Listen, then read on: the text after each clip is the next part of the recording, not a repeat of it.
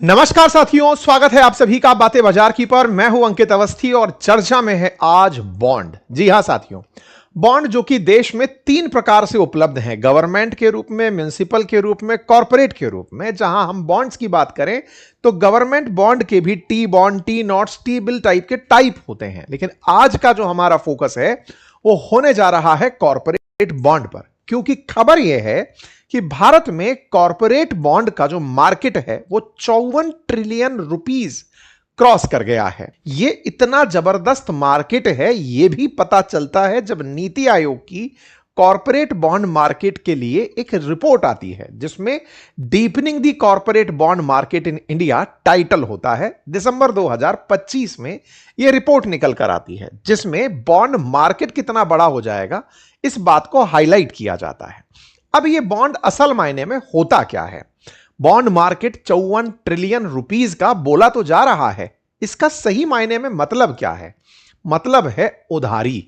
उधारी से मतलब है कि आपसे किसी ने उधार लिया, उधार की एवज में आपको एक लिखित पत्र पर गारंटी दे दी। यह गारंटी इस बात की है कि मैं आपको इतने समय में आपका पैसा रिटर्न कर दूंगा, इतने प्रतिशत ब्याज के साथ कर दूंगा। यह गारंटी लिखित में दी जा रही है या किसी एग्रीमेंट पर, यहीं से बॉन्ड का डिसीजन होता है। उधार वास्तव में मांगता कौन है? आपसे उधार आपके मित्र मांगते हैं, कुछ कंपनियां मांगती हैं, हो सकता है सरकारें मांगती हो। आप किसको बहुत आसानी से उधार दे पाते हैं? जवाब है जिसकी क्रेडिबिलिटी बहुत अच्छी होगी हम उसे उधार दे पाते हैं। तो क्रेडिबिलिटी जांचने का तरीका क्या है? भाई मैं मेरे रिश्तेदारों को जल्दी दे पाऊंगा या सरकार मुझसे उधार मांगेगी तो जल्दी दे पाऊंगा? यह तो अब आपका मत हुआ। लेकिन पूरी दुनिया में इसको स्टैंडर्डाइज करने की कुछ कंपनियां हैं जिन्होंने अपने अपने काम चला रखे हैं। वो आपके उधार मांगने की प्रोसेस को यानी कि बॉन्ड को रेट करती हैं। आज के सेशन में इन सब का जिक्र करेंगे, लेकिन हम इस जिक्र के साथ साथ इस बात को भी आगे बढ़ाएंगे कि साहब मुझे किसी को उधार देना है, उधार लेने वाला अगर सरकार है या कोई प्राइवेट घराना, चाहे अंबानी, अडानी, रिलायंस या फिर आदित्य बिड़ला, जो भी बड़ा ग्रुप, HDFC, SBI, जिसका भी नाम ले रहे हैं आप, कोई भी कंपनी, अगर वो आपसे उधार मांगने आई है तो इस बात की गारंटी क्या है कि मेरा इन्वेस्टमेंट जो जा रहा है वो सही दिशा में है? नंबर एक। नंबर दूसरा, क्या मुझे निवेश के साथ साथ किसी प्रकार की चिंताओं से ग्रसित होना चाहिए? जबकि बाजार में already FD as a safe investment उपलब्ध होता है। म्यूचुअल फंड्स के बारे में कहा जाता है कि हां भाई, आपके जो स्टॉक्स के लिए निवेश हैं वो म्यूचुअल फंड ऑप्शन का एक बेहतर ऑप्शन बनकर आते हैं। इवन खुद मैं डायरेक्ट उन कंपनीज के शेयर भी परचेज कर सकता हूं। इन सब के बावजूद भी बॉन्ड पर दिमाग क्यों लगाया जाए? भाई जब ऑब्वियस सी बात है ना कि जब आपके पास FD है, म्यूचुअल फंड है, स्टॉक की बातें हो रही है, तब फिर बॉन्ड बाजार के अंदर रिटेल इन्वेस्टमेंट मार्केट में इतनी बड़ी जो जगह बना ली गई है, ये कैसे हुआ? ये बहुत बड़ा सवाल है ना। इसको समझने के लिए हमें यह समझना होगा कि असल मायने में बॉन्ड अपनी गारंटी के कारण, बॉन्ड अपने रिटर्न के कारण, अपने सेफ और सुरक्षित प्रकार से पैसे वापस आने के कारण बाजार में कैसे छा गया। मैं इसको कैसे कह रहा हूं साथियों, आप सभी को यह तो ज्ञात है कि बाजार में जिस प्रकार की वर्तमान अनिश्चितताएं हैं, चाहे फिर अभी उठा हुआ वेस्ट एशिया में ईरान इजराइल युद्ध हो, या अमेरिका के ट्रंप के टैरिफ हो, या रशिया यूक्रेन युद्ध हो, बाजार में आया कोरोना हो, बीते 5-6 सालों में हमने एक चीज जरूर मैं नोटिस की है कि बाजार बड़ा अनसर्टेन रहता है। अनसर्टेन से मतलब बाजार अभी कुछ दिनों पहले ही 80,000 पार होकर गया था, थोड़े दिनों में धड़ाम से फिर वो 72,000 के आसपास आ गया। ऐसे ही हम उठाकर देखते हैं कि ट्रंप जब आए थे तो बाजार ठीक चल रहा था, लेकिन टैरिफ आए तो फिर धड़ाम से नीचे आ गया। मतलब कुल मिलाकर के बाजार की प्रतिक्रियाएं ऐसे, कोरोना आया, बाजार ठीक चल रहा था, फिर नीचे आ गया।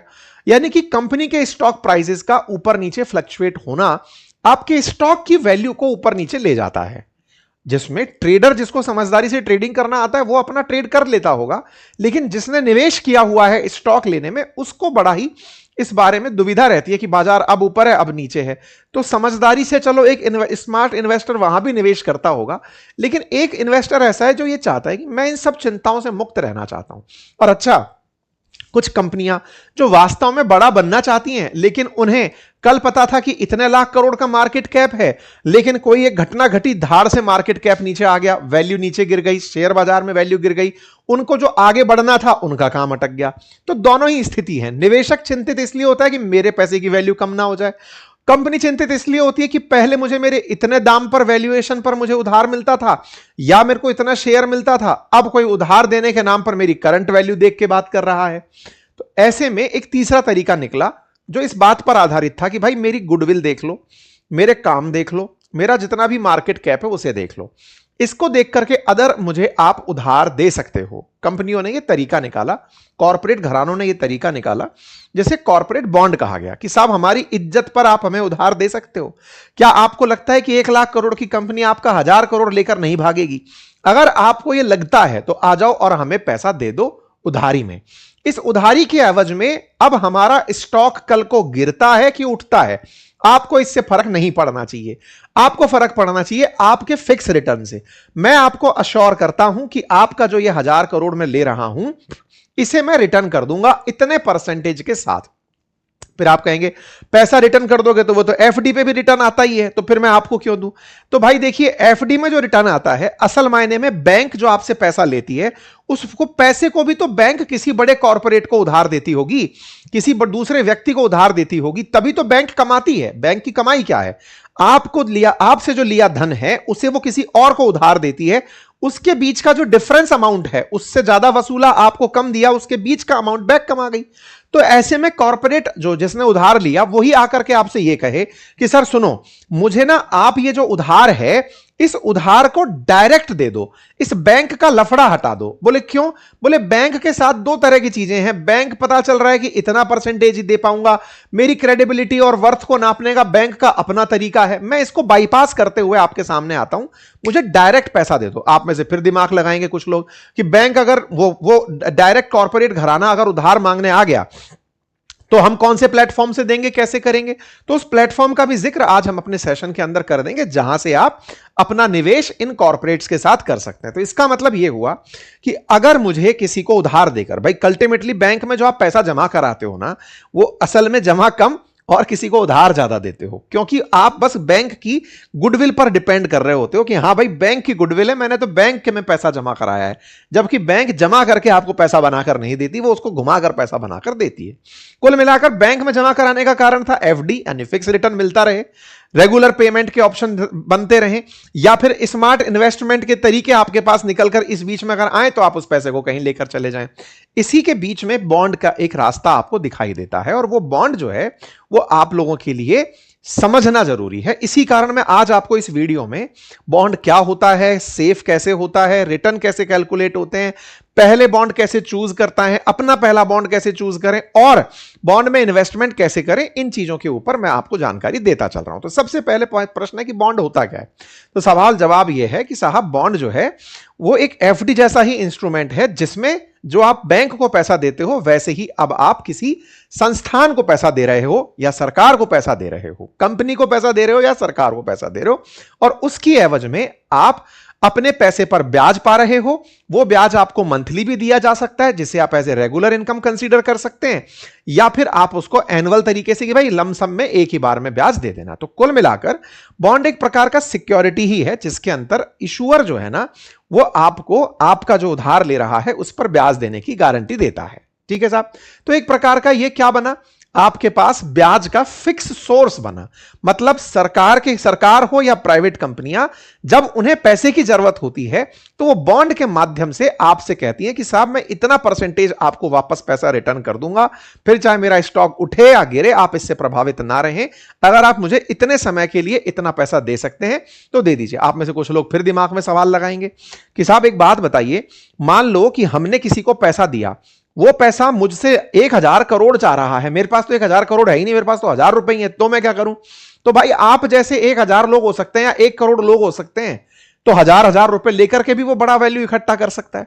तो कंपनी को असल में आपका पैसा लेना इसलिए होता है ताकि उस पैसे को लेकर वो किसी ऐसे काम में लगा सके जिससे वो और ज्यादा धन बना पाए, उससे ज्यादा धन बना करके आपको आपका पैसा रिटर्न करके वो मुनाफा कमा ले, क्योंकि वो पैसा कमाना सीख चुका है। तो सबका फायदा जिसमें छिपा है वो तरीका बॉन्ड की असली वजह बनता है। होता है ना कई बार कि आपने मुझे 10 रुपए दिए उधार, मुझे पता है कि आपके इस 10 रुपए से मैं 100 रुपए का धंधा खड़ा कर सकता हूं, तो मैंने तो आपको 10 रुपए ही लौटाने हैं और मुझे आपका ब्याज लौटाना है, लेकिन मैंने जो 100 रुपए का बिजनेस बना लिया ये तो मेरा आइडिया था। आप अपने देश में बहुत बार ऐसा सुनते हैं ना कि स्टार्टअप के जो इन्वेस्टर्स हैं वो फंडिंग मांगते हैं। फंडिंग मांग करके अगर दूसरों का ही पैसा लेकर के चलना है तो फिर वो कमाएंगे कैसे? उनको पता है कि मैं इतना पैसा लेके इतने करोड़ों का काम बना सकता हूं, तो काम बना सकता हूं, वही तो असल में काम का आइडिया है। इसी तरह से कंपनी को पता है कि मैंने 1000 करोड़ मांग लिए तो मैं इस 1000 करोड़ से इतना बड़ा काम निपटा दूंगा, मेरे तो इतने करोड़ का काम बन जाएगा। तो यहां मैं इतना पैसा लेके इतने करोड़ों का काम बना सकता हूं, तो काम बना सकता हूं, वही तो असल में काम का आइडिया है। इसी तरह से कंपनी को पता है कि मैंने 1000 करोड़ मांग लिए तो मैं इस 1000 करोड़ से इतना बड़ा काम निपटा दूंगा, मेरे तो इतने करोड़ का काम बन जाएगा। तो यहां से दोनों का गिव एंड टेक रिलेशन बनकर आता है। आपको क्या है, आपको तो भाई मेरा पैसा जा रहा है ना, उस पर एक रेगुलर पेमेंट का ऑप्शन बनकर आना चाहिए। तो बॉन्ड जो है ना वो आपको एक रेगुलर पे आउट का बढ़िया ऑप्शन बनकर आता है। यह डिपेंड करता है कि आपका बॉन्ड का टेन्योर क्या है, या आप उसको हर महीने चाहते हैं, क्वार्टरली चाहते हैं, हर साल चाहते हैं, या आपके ऊपर है। आप बीच में चाहते हैं तो आप उस तरीके से, इवन इतना ही नहीं, आपने बॉन्ड ले रखा है, आप उस बॉन्ड को ही किसी को बेचना और खरीदना किसी से चाहते हैं, आप ये भी कर सकते हैं। यानी कि बॉन्ड इटसेल्फ एक आपका ऐसा सिक्योरिटी इंस्ट्रूमेंट है जो कि गारंटेड आपको इंटरेस्ट रिटर्न देने के साथ साथ आपके बॉन्ड को खरीदने बेचने के रूप में सिक्योरिटी इंस्ट्रूमेंट के रूप में भी काम करता है। इसका मतलब बॉन्ड से आपको जो एक चीज सबसे पहले मिलती है वो ये कि आपको कितना रिटर्न देगा वो डे 1 पे पता है, कब देगा डे 1 पे पता है, किस डेट तक आपके पास पैसा आएगा वो भी पता है। तो बड़ा सवाल है, जब इतना ही अच्छा है तो फिर टेंशन किस बात की? क्या बॉन्ड सेफ होते हैं? तो देखो, बॉन्ड को सेफ्टी के आधार पर ही दो भागों में पढ़ लेते हैं, एक सिक्योर्ड बॉन्ड के रूप में और एक इनसिक्योर्ड बॉन्ड के रूप में। सिक्योर्ड बॉन्ड वो हैं जिनके पीछे कोलेटरल्स बड़े हैं, जैसे कि मान लीजिए घर। भाई आपने, जैसे बैंक ने मुझे लोन दिया और कहा कि आप अपने घर पर लोन ले लो, बदले में मुझसे क्या ले रही है? मेरे घर के कागज। लेकिन वहीं एक ऐसा लोन भी है जो बैंक ने मुझे दिया, जैसे क्रेडिट कार्ड के रूप में, कि साहब ये लो क्रेडिट कार्ड, आप इसका पैसा यूज कर लेना। बदले में क्या लिया? कुछ नहीं। मैंने पैसा यूज किया, नहीं चुकाया तो क्या करोगे? मेरा सिविल स्कोर बिगाड़ दोगे। लेकिन कोलेटरल तो कुछ नहीं लिया ना। तो लोन मेरे पास दो प्रकार के हुए, एक वो जिसमें कोलेटरल्स बड़े हो, एक वो जिनमें कोलेटरल्स ना हो या कम हो या कम वैल्यू के हो। तो सिक्योर्ड को तय करने के तरीके हैं कि क्या उसमें कोई कोलेटरल है, क्या उसकी कोई लिमिट है, क्या इसके पीछे जो बोरोवर है उसका कोई इतिहास तो नहीं है, मतलब इतिहास स्ट्रांग है कि इसने पहले पैसे लिए थे टाइम से लौटा दिया, यही तो बोरोवर का उधार मतलब पैटर्न होता है। और अनसिक्योर्ड क्या है कि भाई साहब ये तो पहले ही डिफॉल्टर रह चुका है, इसको उधार देने पर अटकेगा। तो बॉन्ड्स को भी ऐसे ही बांट दिया जाता है कि बॉन्ड्स को देखा जाता है कि सबसे सिक्योर कौन। तो सबसे सिक्योर तो बोले सरकार होती है, और सरकार मुझसे उधार मांगे तो मैं कल दे दूं उसको। क्यों? क्योंकि मुझे पता है कि सरकार अगर नहीं चुका पा रही है तो फिर इस देश का भी कोई होना जाना कुछ है नहीं, क्योंकि सरकार ही बैंकरप्ट हो गई तो क्या ही कर लोगे। तो ऐसे में लोग क्या करते हैं, सबसे पहले प्राथमिकता सेट करते हैं कि साहब अपन तो सरकार को दे देंगे। और सरकार के पैसा उधार मांगती है क्या? बिल्कुल मांगती है। सरकार को मांगने का तरीका गवर्नमेंट बॉन्ड्स के रूप में, जीसैक्स के रूप में होता है। अब जैसे सरकारी कंपनियों की बात करें, हाल ही में जैसे एनटीपीसी के बोर्ड ने 18,000 करोड़ रुपए बॉन्ड के माध्यम से बाजार से उठाए थे, नॉन कन्वर्टिबल डिवेंचर्स के रूप में 18,000 करोड़ रुपए। ऐसे ही 3 साल के बॉन्ड के रूप में एनटीपीसी ने 3,000 करोड़ रुपए बाजार से उठाए। तो कंपनी की पीएसयूज जो है, सरकार की पीएसयूज हैं जिनमें सरकार का मेजर स्टेक है, वो बाजार से पैसा उठा रही हैं। तो क्यों आप दे पा रहे हो? क्योंकि आपको लगता है कि इनकी रेटिंग बढ़िया है। इनकी रेटिंग देता कौन है? बहुत सारी संस्थाएं हैं, जैसे क्रिसिल है, आईसीआरए है, ये बताती हैं कि इन कंपनीज के रेट्स क्या हैं, रेटिंग्स क्या हैं, क्या इनको दिया जा सकता है कि नहीं। मान लीजिए कि कोई जैसे अब मूडीज के बारे में हम बात करें, स्टैंडर्ड एंड पुअर्स के बारे में बात करें, तो ये कंपनीज को जो लोन लेने वाले लोग हैं उनको रेटिंग दे देते हैं, A rating, A rating, B A rating, ये रेटिंग्स हैं। इन रेटिंग्स में एबीसी के अंदर इन्होंने बांट रखा है। अगर किसी को ट्रिपल ए रेटिंग मिली हुई है, इसका मतलब है वो इन्वेस्टमेंट ग्रेड बॉन्ड है, उस पर रिस्क मिनिमम है। लेकिन किसी को अगर सी रेटिंग मिली हुई है या डी रेटिंग मिली हुई है तो वो भाई साहब इसमें रिस्क ही रिस्क है, आपका पैसा डूब सकता है। तो इस तरह से क्रेडिट रेटिंग एजेंसीज होती हैं जो आपके बॉन्ड्स को रेट करती हैं। तो अब सवाल बना कि साहब मेरे लिए ज्यादा सही क्या है? तो किसी भी इन्वेस्टर के लिए डे वन पे सबसे पहले दिखता है गवर्नमेंट बॉन्ड की सही है भाई ले ले, इसमें कोई टेंशन नहीं है। दूसरा बॉन्ड होता है कॉर्पोरेट बॉन्ड। अब आप पूछेंगे तो जब सही वही है तो फिर कॉर्पोरेट बॉन्ड सर्वाइव कैसे करते हैं? सर्वाइव इसलिए करते हैं कि कॉर्पोरेट बॉन्ड भी तो कई ऐसी कंपनियां हैं जो टू बिग टू फेल कही जाती हैं। मान लो कल को आपको भारत के अंदर HDFC है, SBI है या फिर कोई भी ICICI बैंक है, कल को यह कहती हुई मिल जाए कि मुझे आपसे उधार चाहिए, आप कहेंगे हाँ हाँ डूब गई तो क्या होगा? अरे वो कहेगी मैं डूब गया तो देश डूब जाएगा। Too big to fail type की कंपनीज हैं ये। तो ऐसे में इन कंपनीज के द्वारा उधार मांगा जाए और सरकार के द्वारा उधार मांगा जाए, लगभग एक जगह ही लैंड करता है। SBI जरूर सरकार के नियंत्रण में है, लेकिन HDFC ICICI सरकारें इनमें इंटरफेयर करती हैं कि भैया इनको कुछ नहीं होना चाहिए। तो ऐसे में अगर ये उधार मांगने आए तो इनकी क्रेडिबिलिटी उतनी ऊपर है, यानी रेटिंग ऊपर है। अब सवाल फिर बनता है तो फिर साहब इनको और बैंक दोनों को, सरकार को और कॉर्पोरेट्स को एक साथ खड़ा कर दिया जाए तो किसको दिया जाए? तब भी आदमी का मन करता है मैं तो गवर्नमेंट को दूंगा, सेफ है, बिल्कुल वही बैंक वाली फीचर। अच्छा, तो ऐसे में ये कंपनियां क्या खेल खेल देती हैं, जब आपसे उधार लेती हैं तो आपको सरकार से थोड़ा बढ़ा चढ़ा करके ब्याज मांग लेती हैं कि सुनो आप हमें दोगे ना तो इतना % रिटर्न दे देंगे। तो कॉर्पोरेट आपसे जब लोन लेने आता है बॉन्ड के मार्केट से तो वह आपको थोड़ा इंटरेस्ट बढ़ा के ऑफर करता है। सरकार मान लीजिए कह रही है 7% पर देंगे तो वो कह रहा है 8 पे देंगे साहब, वो कह रहे हैं 8 पर देंगे तो 10 पर देंगे। अब समझ लो जो जितना ज्यादा ब्याज आपको ऑफर कर रहा है इसका मतलब उसे डर है कि उसे ब्याज मिलेगा कि नहीं। तो कॉर्पोरेट में भी ये, अगर गवर्नमेंट ब्याज के नजदीक अगर कोई कॉर्पोरेट रिटर्न दे रहा है इसका मतलब उस कॉर्पोरेट ने ये सोच रखा है कि बेटा इतना कम ब्याज दूंगा तब भी तुम मुझे पैसा देने आओगे क्योंकि मैं गारंटेड लौटाऊंगा। दूसरा एक है जो आपको खींच कर कह रहा है सुनो मैं 13% रिटर्न दूंगा, तो फिर भी अगर उसको 13% देने के बाद भी कोई पैसा नहीं दे रहा है इसका मतलब कोई दाल काली तो नहीं है। क्यों? कहीं ऐसा तो नहीं हो रहा है कि उसको डर है कि कोई आदमी मुझे पैसा इसलिए नहीं दे रहा क्योंकि मेरी क्रेडिबिलिटी कम है।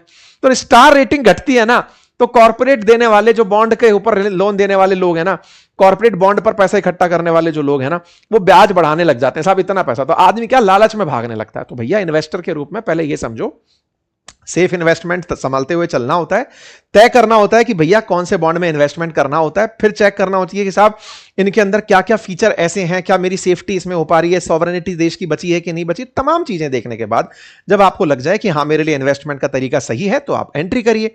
कॉर्पोरेट बॉन्ड के अंदर क्या होता है कि जो मैंने आपको बताया कि रेटिंग अगर बढ़िया चल रही है तो आप उनको अच्छे से वहां पर इन्वेस्टमेंट के रूप में देख सकते हैं। ठीक है साहब, तो कुल मिलाकर के अंतर भी मैंने आप लोगों को लगभग समझा ही दिए कि कैसे कैसे आप तय कर पाते हैं।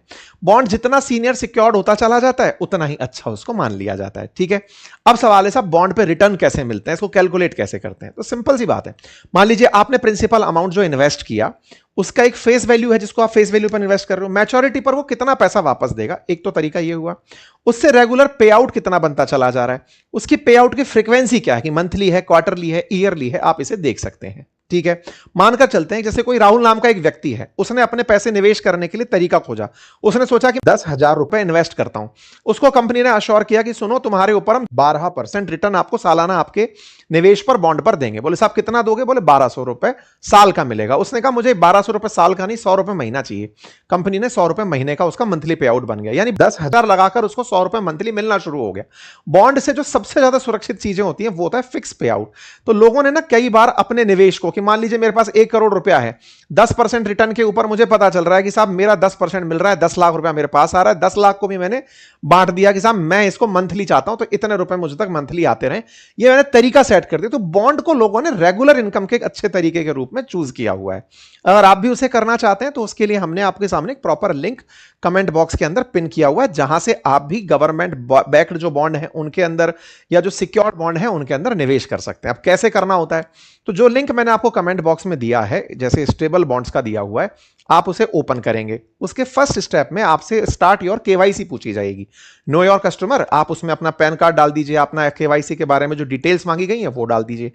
चूंकि बॉन्ड सेबी रजिस्टर्ड हैं, ब्रोकर पर अवेलेबल होते हैं, ऐसे में डीमैट अकाउंट लिंक करना होता है। बॉन्ड डीमैट फॉर्म में होते हैं और अगर डीमैट अकाउंट नहीं होता है तो यहां से आपको life time free demat account open करने का ऑप्शन भी मिल जाता है।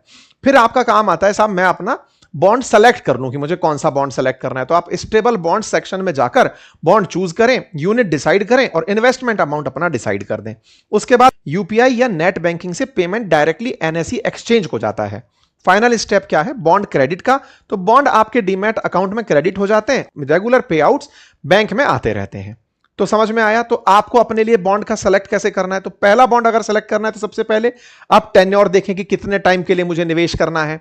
दूसरा, मिनिमम इन्वेस्टमेंट अमाउंट चूज करें कितना करना है। फिर तीसरा, आप रेटिंग एजेंसी से रेटिंग देखें कि इसकी रेटिंग कितनी चल रही है। अगर आप बिगनर हैं तो इन तीन चीजों पर कि कम टेन्योर हो, अच्छी रेटिंग हो और लो मिनिमम इन्वेस्टमेंट हो, इन तीनों को ध्यान में रखते हुए आप अपना इन्वेस्टमेंट कर सकते हैं। तो कुल मिलाकर कंक्लूजन ये है कि बॉन्ड सिंपल है, ट्रांसपेरेंट है और एक स्ट्रक्चरल इन्वेस्टमेंट का ऑप्शन देते हैं। अगर आप फिक्स रिटर्न और रेगुलर पे आउट को एक्सप्लोर करना चाहते हैं तो स्टेबल मनी ऐप डाउनलोड कर लीजिए, उसमें स्टेबल बॉन्ड सेक्शन में जाकर अवेलेबल बॉन्ड ऑप्शंस को देख लीजिए। लिंक कमेंट और डिस्क्रिप्शन में दिया हुआ है। धन्यवाद। Fixed returns do not constitute guaranteed or assured returns. Investments in corporate debt securities, municipal debt securities/securities debt instruments are subject to credit risks, market risks, and default risks, including delay and/or default in payment. Read all the offer related documents.